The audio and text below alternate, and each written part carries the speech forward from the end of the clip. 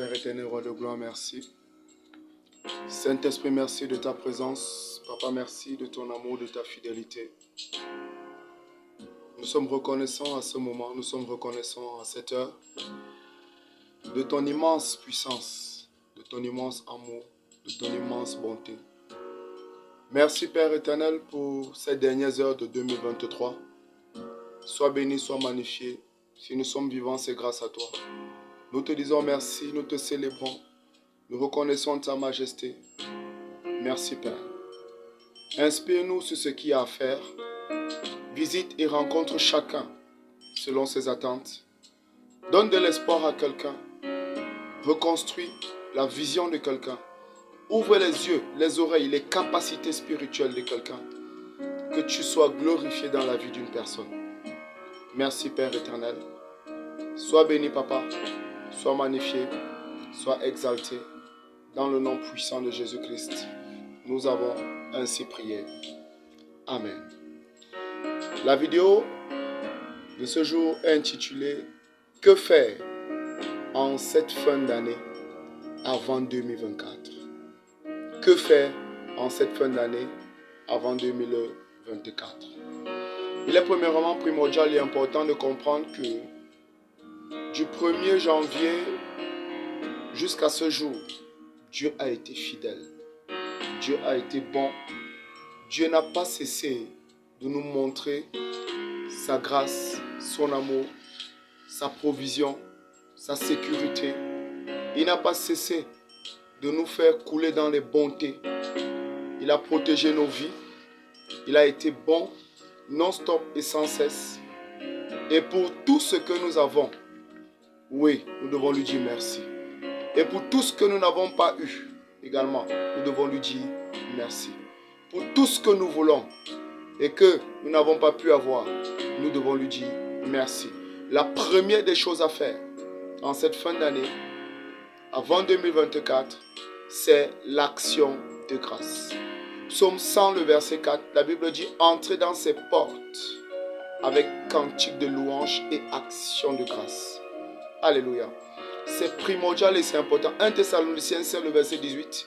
Rendez grâce à Dieu en toutes circonstances, car c'est à votre grâce sa volonté en Jésus-Christ.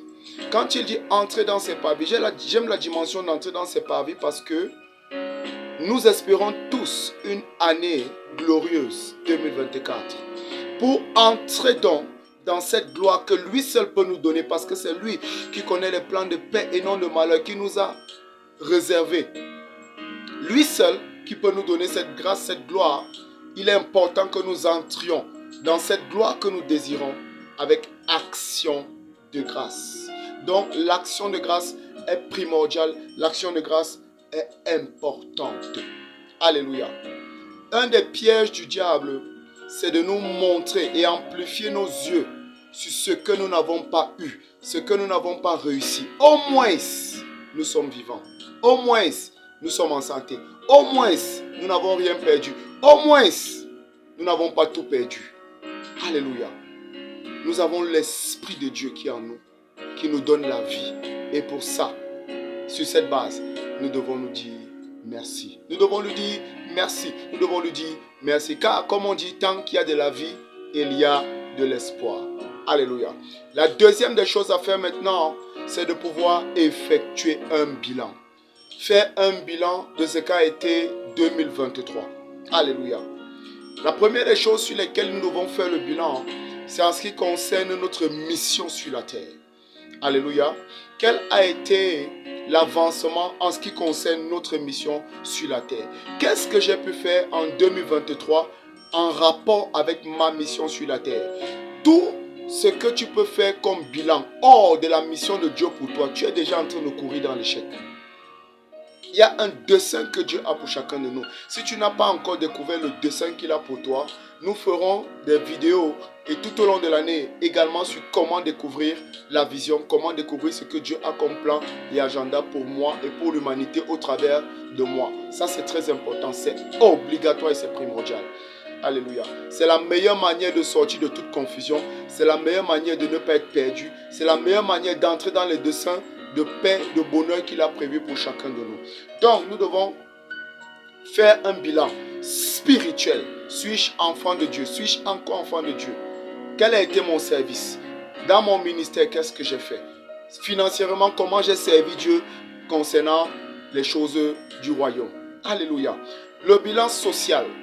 Le bilan social est très important. La famille. Es-tu marié, célibataire, enfant? Le mariage, les relations. Qu'en est-il? Les affaires ensuite. Donc on a le spirituel, on a le social, on a les affaires. Dans les affaires, tu as tes projets, tu as tes entreprises, tu as ton travail, tu as ta profession, tu as ta carrière.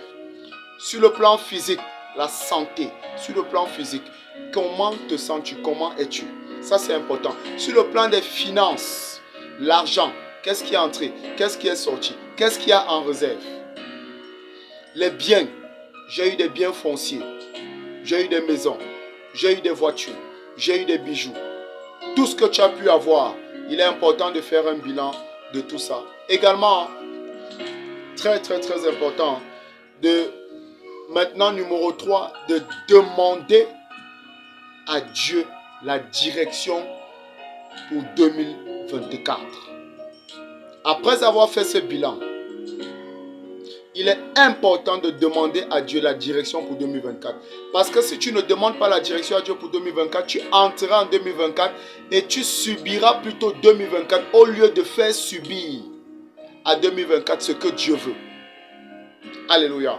Ça, c'est très important.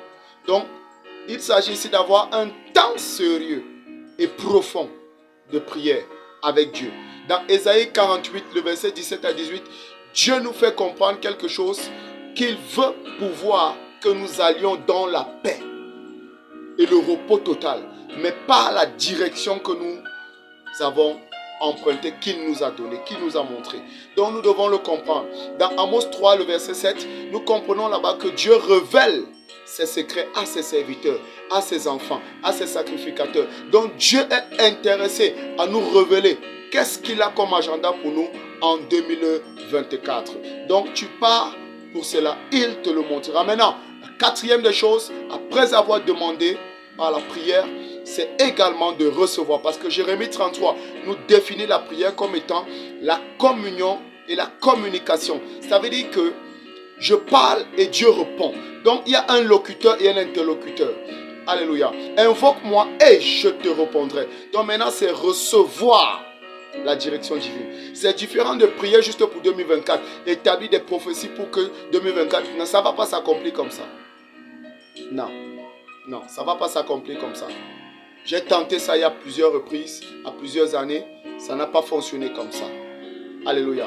Donc Dieu est intéressé à nous dire ce qu'il veut que nous fassions et que nous devons pouvoir travailler pour pouvoir faire afin d'atteindre ces objectifs et que nous soyons glorifiés et qu'il en soit encore plus par les œuvres que nous allons manifester. Parce que dans Matthieu 5, le verset 16, il dit que votre lumière brille ainsi devant les hommes et qu'ils voient vos bonnes œuvres et glorifient votre Père céleste qui est dans les cieux. Alléluia. Ça, c'est très important.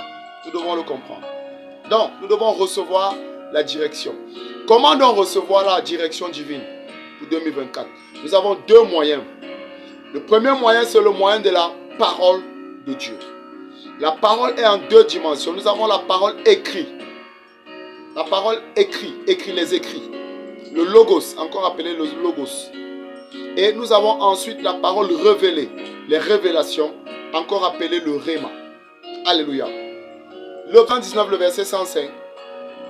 Ta parole est une lampe, est une lumière sur mon sentier, est une lampe à mes pieds. Alléluia. Ça, c'est la dimension de la connaissance de la parole. C'est la parole écriture. Maintenant, la parole révélée, c'est ce que Dieu te dit à l'intérieur de la connaissance qui pousse le fait que tu puisses avoir l'action pour produire les résultats. Ça, c'est important. Donc, nous avons le Saint-Esprit. Après la parole, nous avons le Saint-Esprit. Jésus a dit dans Jean chapitre 16, à partir du verset 13, qu'il va nous conduire dans toute la vérité. Il va nous enseigner. Et il va prendre tout ce qu'il y a du Père et qui va nous le révéler. Donc, le Saint-Esprit est notre meilleur ami et est également le représentant de Dieu pour que nous puissions recevoir tout ce que nous voulons connaître et tout ce que Dieu veut bien vouloir que nous sachions. Et c'est par le Saint-Esprit que nous pouvons le recevoir. Et c'est important pour toi maintenant d'être enfant de Dieu et de pouvoir croire en la personne du Saint-Esprit, au ministère du Saint-Esprit. Alléluia.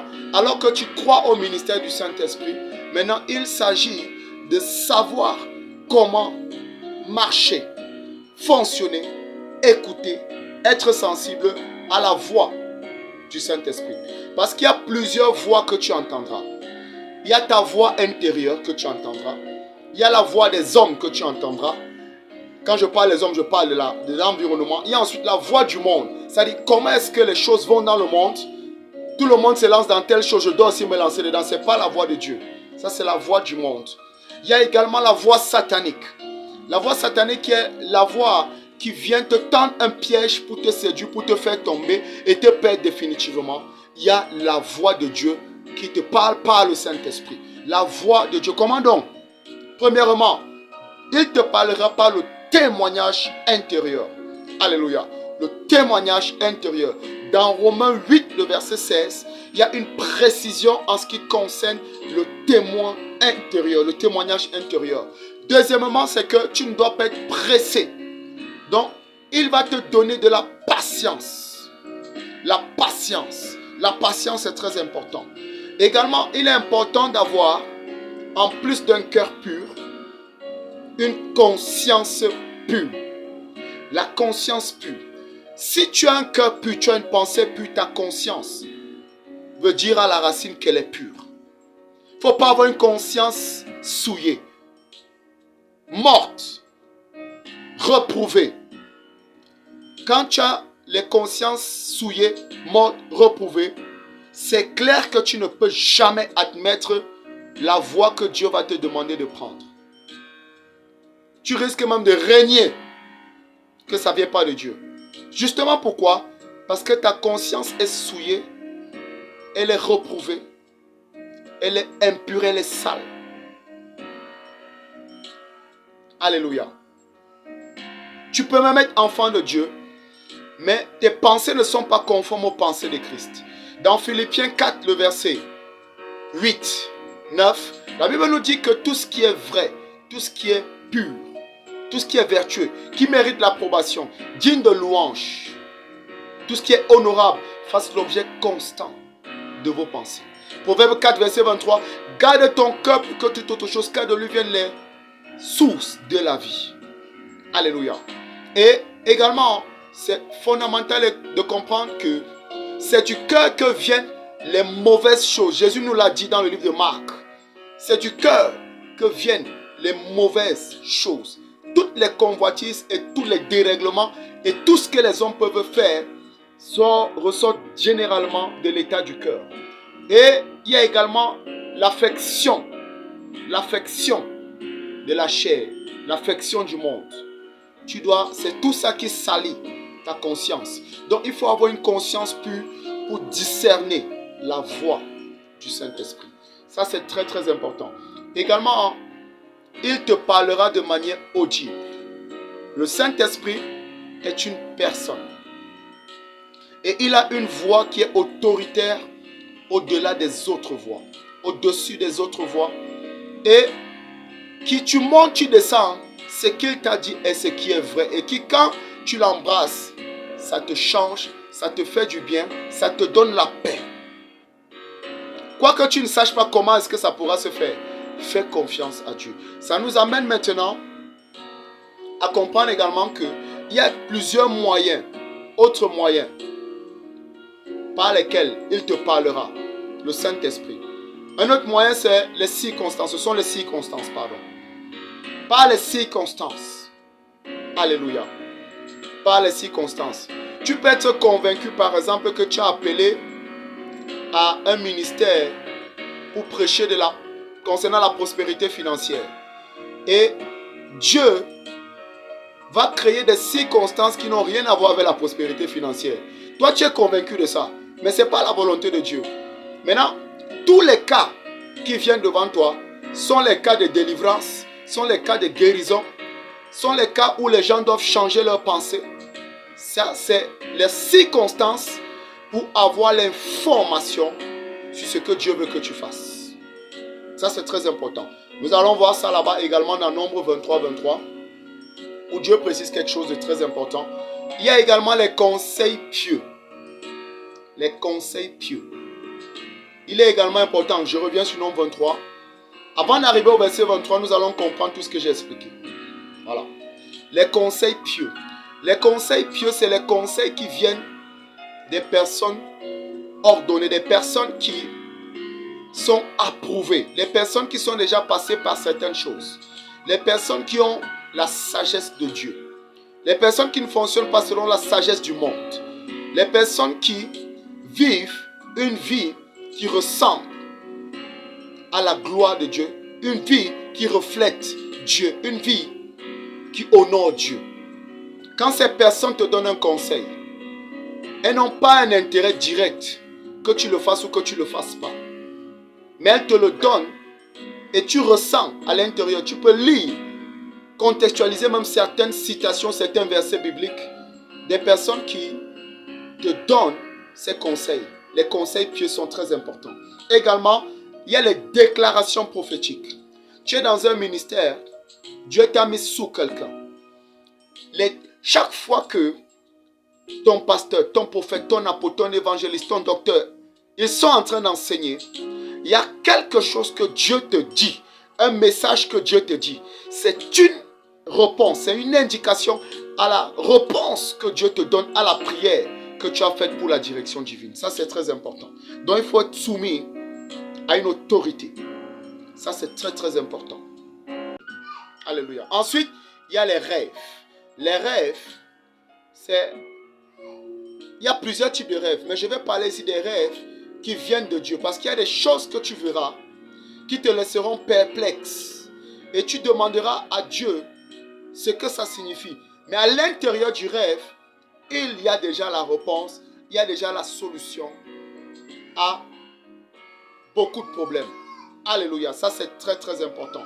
Également, ensuite par la suite, tu dois pouvoir, cinquième étape, tu dois pouvoir avoir foi en la révélation, foi en Dieu et en la révélation qu'il t'a donnée pour passer à l'action. Foi en Dieu. Ceux qui croient en l'Éternel sont heureux. Maudit soit quiconque se confie en dehors de l'Éternel. Jérémie 17, du verset 5 au verset 8.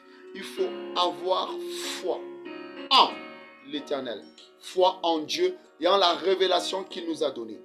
Il peut te dire qu'il t'a appelé à réaliser quelque chose en 2024, même si pour toi ça semble irréaliste. Si Dieu t'a dit, celui qui donne la vision généralement, il a toujours la provision à l'intérieur. C'est pourquoi Jésus les a envoyés sans sac ni bourse et il leur a dit, avez-vous manqué de quelque chose?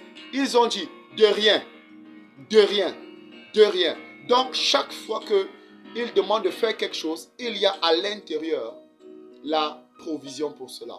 Donc nous devons croire. C'est notre responsabilité de croire. Parce que même le fait que nous croyons déjà à ce que Dieu nous demande de faire, ça nous donne la capacité et toutes les ressources nécessaires pour l'accomplissement de cela. Ce sera notre partage. Après la foi en Dieu, en la révélation pour l'action, la sixième étape maintenant, c'est l'étape de la préparation. La préparation. La préparation.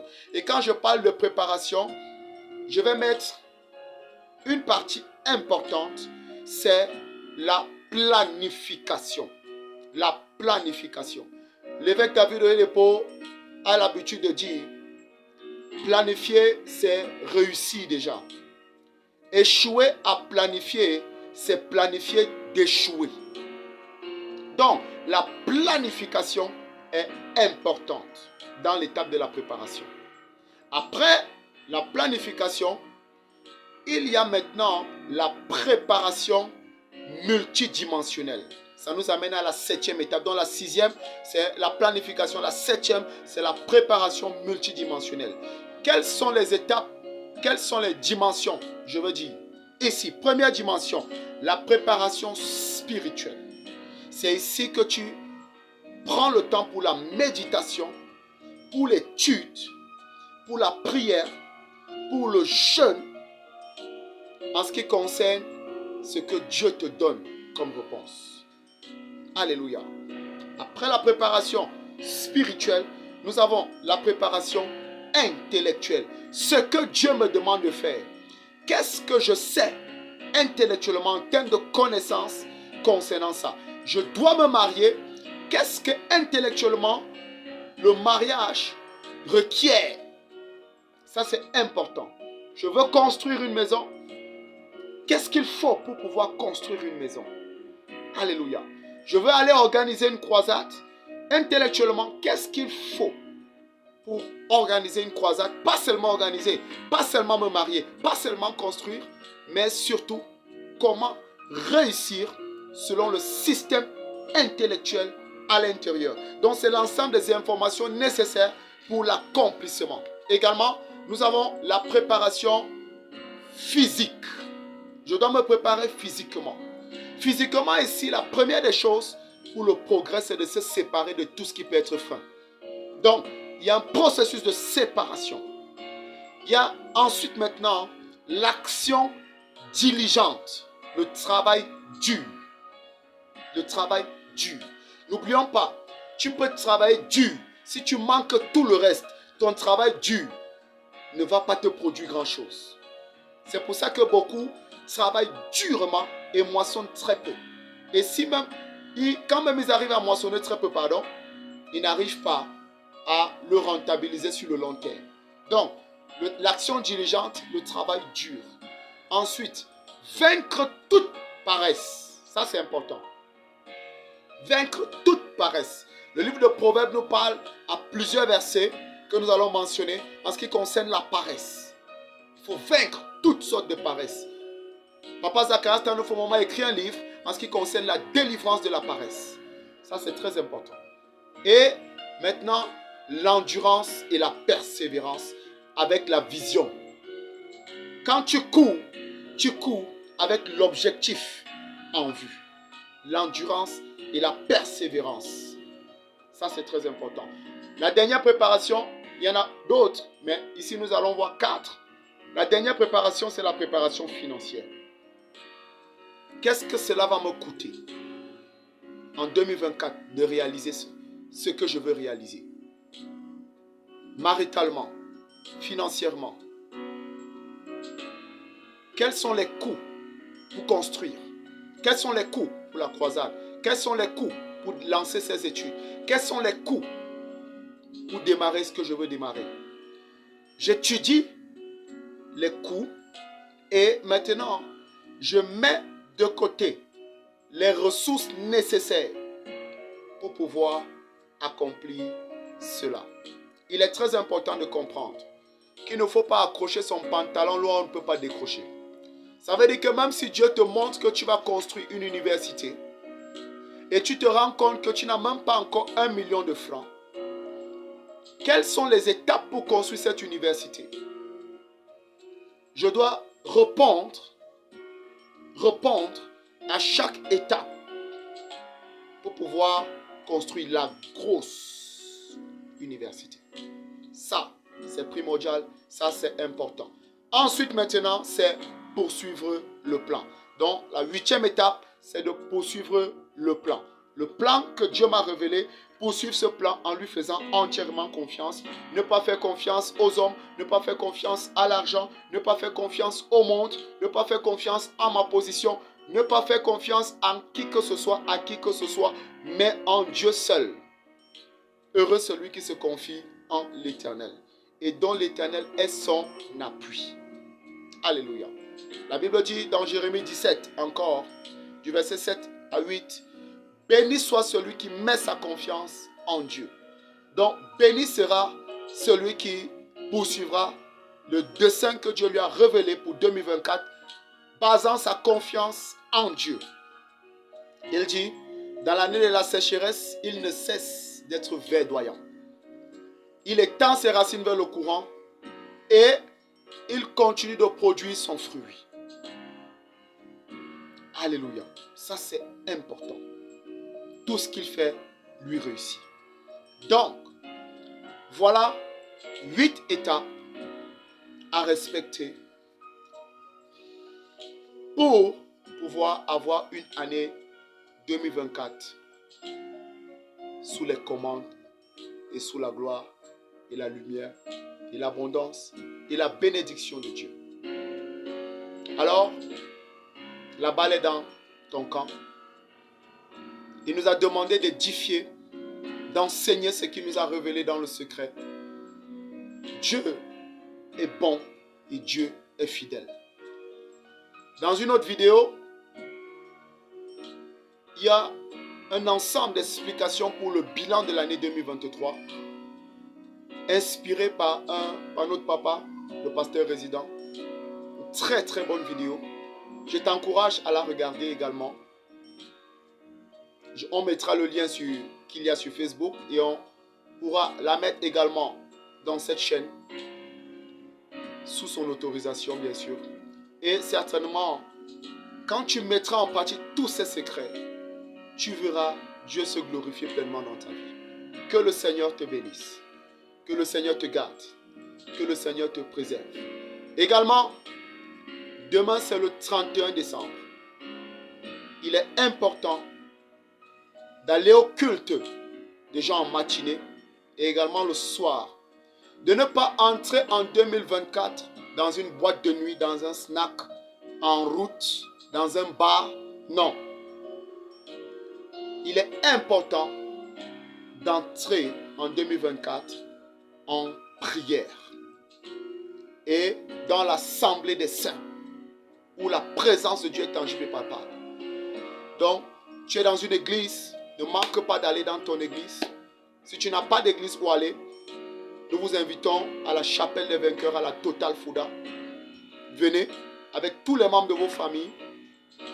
Dans chaque église, Dieu va inspirer sous chaque vision un mystère puissant à pratiquer pour que 2024 se déroule dans d'excellentes conditions. Ceci s'applique à tous. Croyez simplement et le bonheur sera votre partage. Que le Seigneur vous bénisse et fasse lui sa face sur vous dans le nom puissant et précieux de Jésus-Christ. Amen. Merci Jésus.